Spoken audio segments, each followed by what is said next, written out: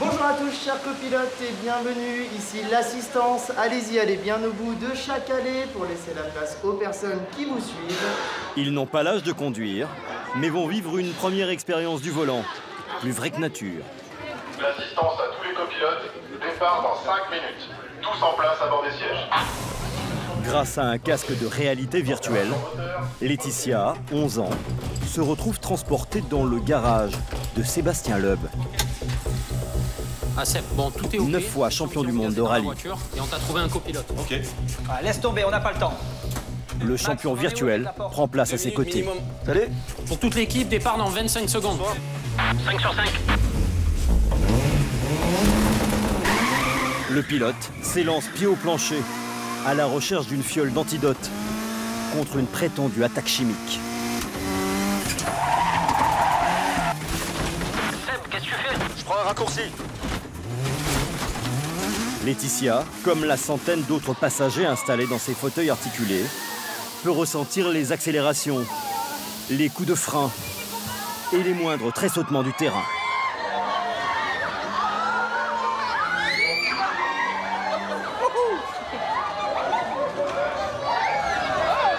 Accroche-toi. Tiens le coup, copilote. On compte sur toi, hein.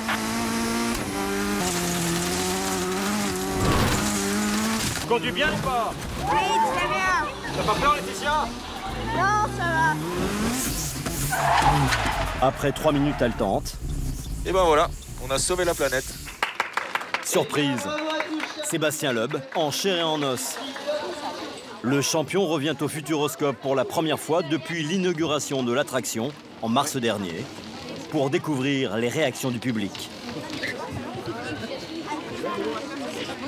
Tu t'attendais à le voir, Laetitia? Non. Ah si, t'as bien vu hein, que j'étais à côté de toi dans l'attraction. Le dernier né du parc a coûté 6,5 millions d'euros. Sébastien Loeb en est l'inspirateur et le meilleur VRP. Moi, je connais les sensations qu'on a dans une voiture et le but, c'est de s'en rapprocher. Donc, le fait de pouvoir partager les sensations et de faire vivre aux gens les sensations d'une voiture de course, c'est ça que j'ai trouvé sympa. Pour l'utilisation de son nom pendant 5 ans et pour son apport technique, le pilote a touché 400 000 euros. Allier la haute technologie à des succès made in France, c'est le pari d'un parc en pleine renaissance.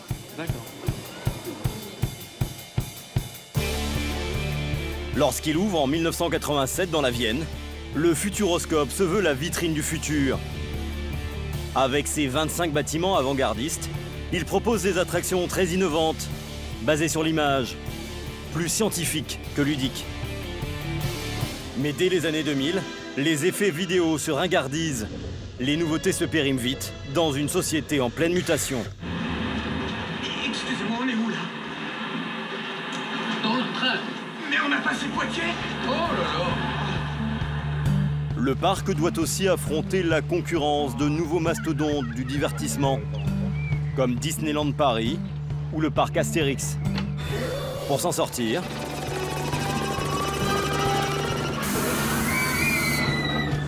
il investit massivement dans des manèges à sensations fortes. Si on faisait un concours? Et se lance dans une course permanente à la nouveauté. Et c'est sous forme de vapeur d'eau. Un kit ou double gagnant, le parc attire aujourd'hui 2 millions de visiteurs par an. Bonjour, je vais valider vos billets. Hop là, de ce côté-ci. Parfait. Avec ses cheveux argentés, Voilà pour vous, c'est parfait. Merci. Parfait. Bonne journée, merci. Bonne journée à vous. Dominique est la plus âgée de la famille Bergerot et la plus excitée. Sacha, viens avec moi. Alors, oulala. Cette sémillante grand-mère de 66 ans a invité toute sa famille, son gendre, sa fille Ah, c'est où? C'est là. et ses petits-enfants. Alors, numéro 3. Prix des entrées, 45 € par adulte et 32 par enfant. Un budget conséquent pour une famille. Trop bien la boue. Allez là-bas, il faut passer par là ou par là? Premier objectif, l'une des attractions phares du parc. Un voyage dans le temps avec les lapins crétins. Des personnages de jeux vidéo, a priori bien éloignés de la vocation originelle du parc. Garde. 45 minutes. Tant pis, on va prendre notre mal en patience, mais ça vaut le coup. Allez, regarde, regarde. Messieurs, dames, bonjour. Est-ce que je peux te faire un sirop de fraise. C'est gentil. C'est la deuxième fois que Dominique vient ici. Un parc de plus à son tableau de chasse, déjà bien fourni.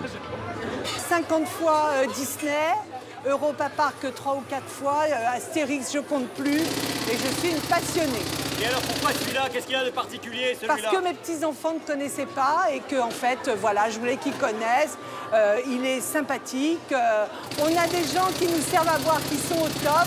Je suis emballée. Chez les autres, ça serait payant? Ils ne le font pas. Chez Disney, ils ne le font pas. Voilà, tant pis Disney. On attend bien l'arrêt complet du train. Regarde. Oh, non mais attends. En guise de siège, des toilettes, des catis. Allez, on s'assied. Hop. Assis sur la cuvette, les visiteurs découvrent l'histoire de l'humanité, revue et corrigée par les créatures aux yeux globuleux.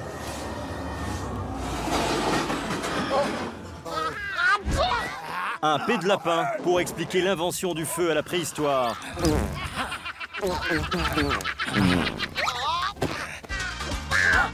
Ou une danse de la pluie remixée chez les Indiens d'Amérique.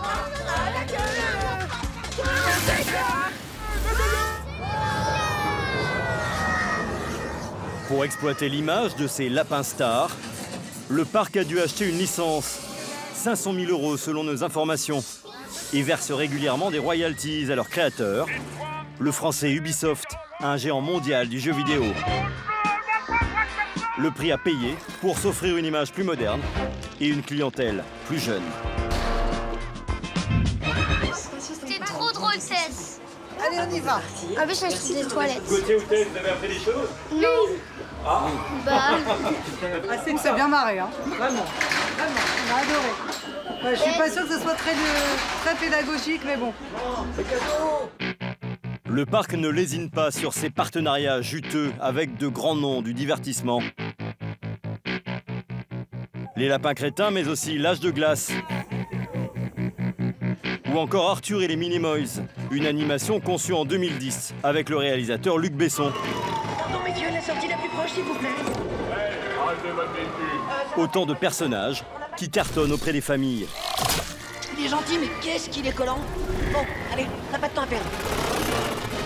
Enfin de retour à la maison. Oh, c'est beau, c'est beau. Pour faire face à la concurrence, le parc n'hésite plus à investir dans des attractions plus proches du Grand 8 que du cours de science.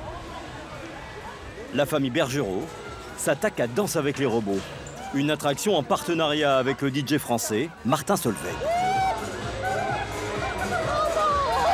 Dominique est secoué comme un cocktail dans un bras articulé, capable de 3 jets d'accélération, celle d'une Formule 1.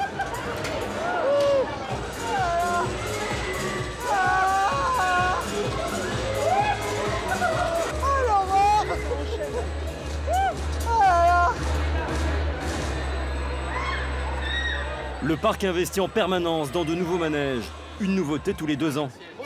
L'an dernier, il a déboursé 12 millions d'euros pour concevoir l'extraordinaire voyage. Prenez la ceinture sur votre droite. Merci d'avoir choisi la compagnie Skyworld.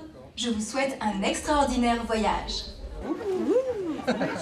C'est aujourd'hui l'attraction la plus visitée du parc. Tu flippes ou pas? Non. T'as peur? Bah non, puisque je ne sais pas ce que ça va être, alors pourquoi j'aurais peur? Fermeture des portes du ciel en cours. En 12 secondes, cette plateforme de 110 tonnes bascule à la verticale. Oh là. Ben oui, comme ça, regarde, on voit. Les passagers se retrouvent les pieds dans le vide face à un écran gigantesque en ultra haute définition.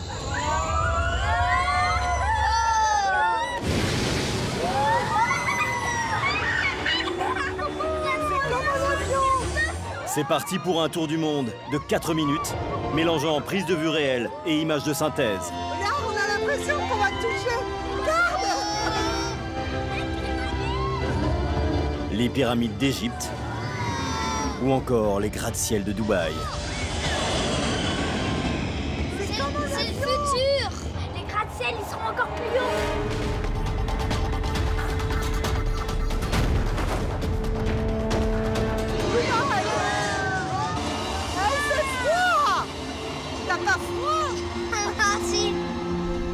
Les spectateurs ressentent le souffle du vent, les gouttelettes de pluie et même les odeurs.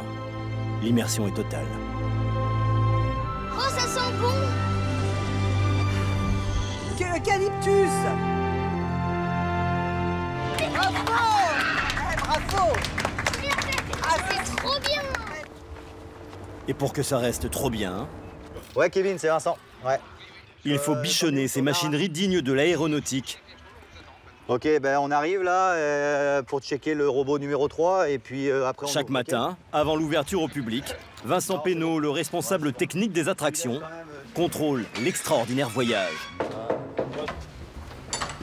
Là, on descend dans les entrailles de la machine. On va aller dessous pour faire les contrôles de sécurité. Vincent est ingénieur en robotique et automatisme. Il est employé par un prestataire et travaille depuis 9 ans dans le parc. Le risque majeur, en fait, c'est durant l'expérience en fait, que la plateforme elle détecte un problème de dysfonctionnement ou de synchronisation. Et du coup, la plateforme pourrait se mettre en position arrêt à la verticale avec les 84 personnes à l'intérieur. Il a participé à l'installation de cette superstructure qui a duré presque 2 ans.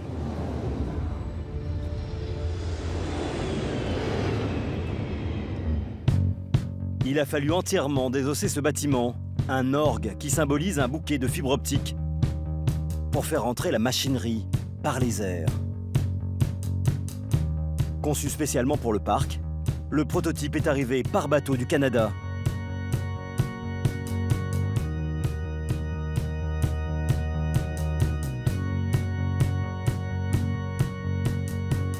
Pour que cela sente l'eucalyptus ou le cumin, Vincent a son secret. Ces petits granulés imbibés d'essence naturelle qui seront diffusés par la ventilation dissimulée dans les fauteuils. C'est Vincent là. J'écoute, qu'est-ce qui se passe au lapin? Kevin, s'il te plaît. On a le train 2 qui a rattrapé le train 6. Ouais, écoute, je suis en chemin là, j'arrive. Le parc a maintenant ouvert ses portes. Vincent commence sa course contre la montre. Avec son équipe de 40 personnes, il n'a que 15 minutes pour intervenir et réparer les pannes sur les 25 attractions.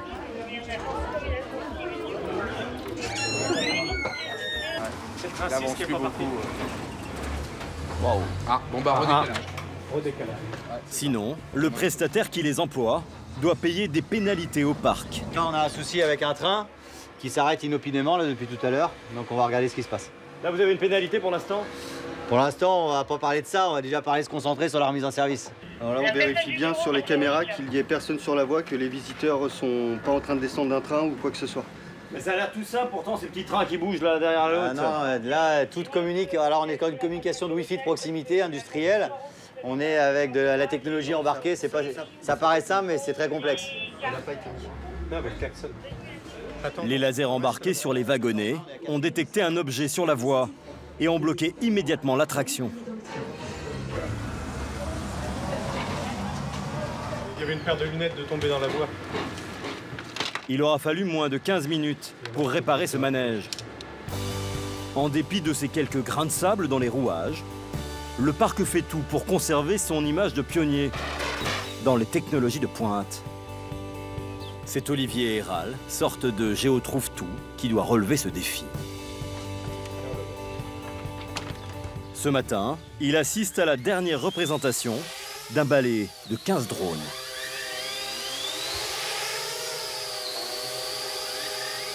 Un spectacle qui n'a qu'1 an, mais qu'il juge complètement démodé. Dans la course vers le futur d'Olivier, les drones, c'est déjà has-been. Ça, c'est des modèles qui sont aujourd'hui des gros cadeaux de Noël qu'on retrouve à la Fnac, qu'on retrouve dans les supermarchés, tout ça. Si vous ne vous renouvelez pas, ça vous met en difficulté? Oui, c'est clair que l'attente du public, elle est très forte. Et dans tout ce qu'ils peuvent voir aujourd'hui à la télé, dans les médias, c'est important d'amener encore de la nouveauté. Sans état d'âme, il renonce à ce show. Il y a toujours une part d'inconnu. Voilà. Il était temps. Olivier supervise une équipe de 12 personnes. Bonjour. Ça va? Oui, toi? Des geeks qui sillonnent les salons dédiés aux nouvelles technologies pour trouver des gadgets comme celui-ci, un projecteur d'hologramme portatif.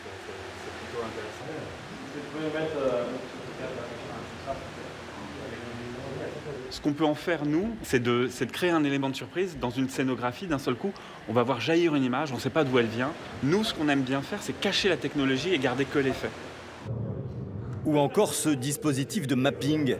Des vidéos qui s'adaptent parfaitement aux murs sur lesquels elles sont projetées et qui permettent de changer la déco à l'infini.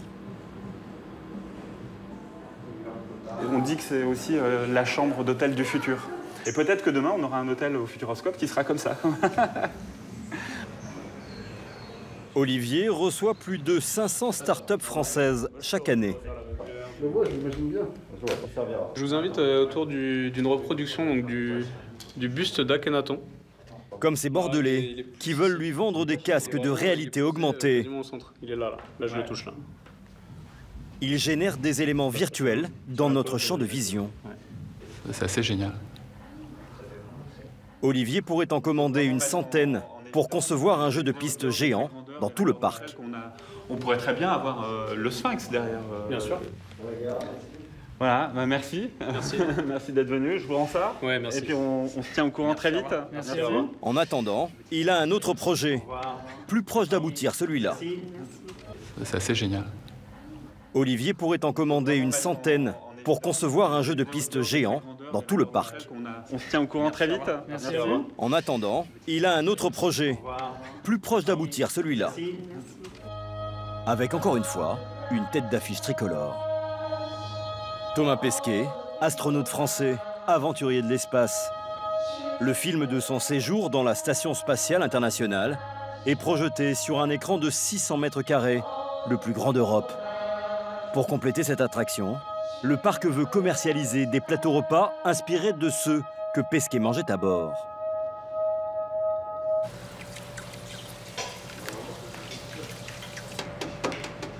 Dans les cuisines, les chefs testent des recettes de l'espace.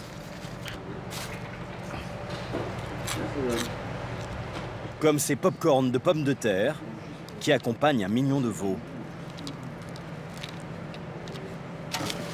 Je pose les foie gras, tu mets les décors. Ok. Hervé Suppligo doit faire comprendre aux futurs clients les contraintes liées à l'apesanteur. On en pose 3. Dans l'espace, c'est comme si on mangeait avec le nez fermé en fait. Donc c'est pour ça qu'on travaille sur des associations avec beaucoup plus de peps. On assaisonne beaucoup plus les plats. On sale beaucoup plus, on essaie de rendre les plats beaucoup plus goûteux. C'est une bulle d'eau pour le dessert. L'eau est gélifiée avec une algue, l'agar-agar, accompagnée d'un concentré de yuzu et de petites billes de citron vert lyophilisées. Sans oublier le petit secret d'Hervé. Un macaron qu'il cuit plus longtemps pour qu'il ne fasse pas de miettes. Le risque dans l'espace, si une miette se promène, c'est que l'astronaute la respire. Et du coup, qu'il se retrouve avec ça dans une narine, et forcément, c'est dangereux. Ça peut être dangereux en tout cas. Et là ? Et là, pas de miettes. Pour déguster ce plateau repas original, il faudra, comme Thomas Pesquet, se diriger vers le ciel. Dans l'aérobar, une nacelle qui s'élève à 35 mètres de hauteur.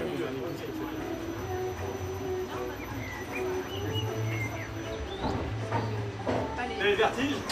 Moi ? Oui, ça m'arrive, oui. Rodolphe Bouin, 41 ans. Et là, ça va. Pour l'instant, mais on n'est qu'à un quart, là. Et le nouveau patron du parc. Avec son équipe de direction, il va goûter la recette, les pieds dans le vide. C'est haut. C'est vrai. On n'a pas les repose-pieds, on est vraiment dans les 35 mètres. Mais on est focalisé sur le repas, donc il n'y a pas de problème. Un repas qui coûtera 45 €. Ça, c'est top. Hein. Ça, c'est top. Hein. Les clients seront accompagnés d'un guide qui leur expliquera la particularité de ces aliments. Rappelez-vous, le sel, le poivre, on ne peut pas l'utiliser de façon solide parce qu'en fait, il partirait au niveau du module d'habitation. Et donc, en fait, tout est servi de façon liquide. Franck, bravo à notre projet. Bravo. Le menu est validé. Pour son show nocturne, le parc a fait appel à un autre nom célèbre, le Cirque du Soleil. Vraiment? Vraiment? OK, good. Très bien. Wonderful. Magnifique. Good? Good? You got it Vous in le your sentez dans body? votre corps? Oui. C'est bon, vous l'avez? Come on, say it. J'espère. Le chorégraphe de cette célèbre compagnie canadienne, Jeffrey Hall, est arrivé ce matin de Montréal. Hey! Yeah, bon. Bon, si tu vois la différence, Il est venu rencontrer Florencia, une danseuse argentine de 27 ans, que le parc a présélectionnée pour le rôle phare du spectacle. C'est plus que juste faire ça. C'est le Cirque du Soleil qui doit valider sa candidature à l'issue de la représentation de ce soir. S'ils ne sont pas satisfaits du show, les Canadiens peuvent retirer leur agrément. La famille Bergerot a choisi d'assister au spectacle. Allez Gogo, tu sors? Mais comme il ne commence qu'à 22 h, elle est obligée de dormir dans la région. Ah bah c'est pas si loin que ça, c'est bien. Allez. Bonjour messieurs, dames, suivez-moi. Ils sont accueillis par Stéphanie Brunet. Elle dirige, à 30 km du parc, un village vacances créé par son père il y a 10 ans pour profiter de la manne touristique du site. 91 hébergements insolites, comme ces cabanes perchées. Donc si j'ai bien compris, quand on est là-haut, on balance son panier par une ficelle, une corde. Tout à fait, on accroche son panier à la corde pour avoir la livraison du petit déjeuner chaque matin. La famille Bergerot, elle, a choisi la maison des Farfadets. Allez-y les enfants. On a des voisins. Génial, courte patte. Petit lutin très gentil. Excellent. Les farfadets sont des petits êtres du Poitou, mais ce sont des petits lutins gentils qui vivent dans nos campagnes. 4 chambres pour 189 € par nuit. On va aller découvrir. 70% de la clientèle vient pour le parc. Lorsqu'il ferme en janvier, le gîte ferme aussi. Tenez les poussins, je vous donne déjà ça. Le spectacle nocturne est une aubaine pour les commerçants de la région. La moyenne de séjours précédentes, c'était effectivement d'une journée, puis progressivement on est passé à 2 jours, 1 nuit, et là maintenant on est plus sur du 3 jours de nuit, parce qu'il y a tellement de choses à faire effectivement autour du Futuroscope que les gens restent de plus en plus longtemps. Gauthier et Tess n'ont pas le temps de profiter de leur lit en rondin. Un petit gâteau, on a faim, on a faim. Ça sent bon en tout cas. Retour au parc pour le dîner. Dans ce restaurant, on sert jusqu'à 900 couverts le soir. Buffet à volonté. 24 € pour les adultes, 15 pour les enfants. Sans le spectacle, la famille n'aurait jamais dépensé autant. Combien de filles et garçons? Vers 20h, 20h30, je pense, on serait parti, on serait rentré manger un petit croque à la maison, dodo, parce que la journée a été éreintante. Donc oui, c'est malin parce que du coup, on a très envie de rester et on vient manger avant.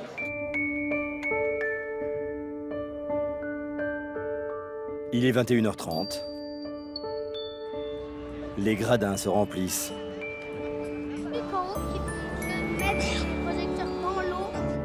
Dans sa loge, Florencia se concentre. À 27 ans, cette acrobate s'est produite dans de nombreux cirques en Argentine. C'est dans son pays qu'elle a entendu parler du parc d'attractions et de ce rôle qu'elle va tout faire pour décrocher ce soir. J'espère que ça va marcher. Je vais rester sur mon état d'esprit positif, croiser les doigts. Je suis très excitée. J'ai une poussée d'adrénaline. On peut rentrer? We can come in? Entrez. Avant la représentation, derniers encouragements du directeur artistique du Cirque du Soleil. J'espère que tu feras un bon spectacle ce soir. J'espère que vous allez apprécier. Je suis sûr que oui. Je vais faire de mon mieux. Ok, pas de stress parce qu'on est là. Ok, merci. Si Florencia est définitivement sélectionnée ce soir, elle gagnera 2500 € bruts par mois. Tu es prête? Prête? Nourrie, logée.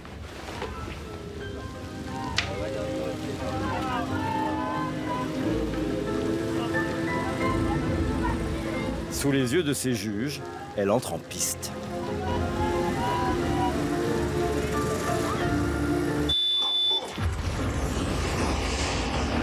La jeune fille bien réelle rencontre un géant virtuel tombé d'une galaxie qui veut rentrer chez lui.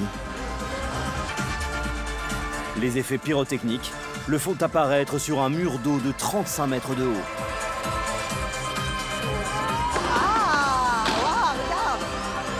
Waouh, Oui, puis ils se débrouillent fort bien jusqu'à date, c'est impressionnant. Mais c'est un bon choix, un bel artiste. Les Canadiens sont convaincus. Florencia sera engagée pour la saison prochaine.